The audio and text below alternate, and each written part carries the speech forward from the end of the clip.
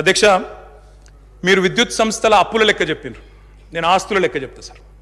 అధ్యక్ష, 81,516 కోట్ల అప్పు చేసిపోయినారు అన్నారు అధ్యక్ష. కానీ కేసీఆర్ గారి ప్రభుత్వం తెలంగాణ రాష్ట్రం ఏర్పడిన తర్వాత సృష్టించిన ఆస్తుల గురించి చెప్పలేదు అధ్యక్ష.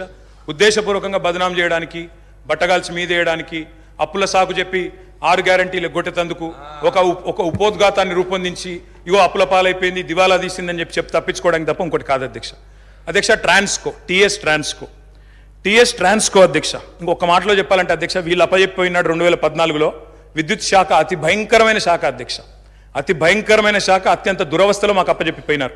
అప్పచెప్పిపోయినప్పుడు ఏంది అధ్యక్ష పరిస్థితి? 2700 మెగావాట్ల కరెంటు లోటు ఆ రోజు తెలంగాణ ఏర్పడ్డ నాడు.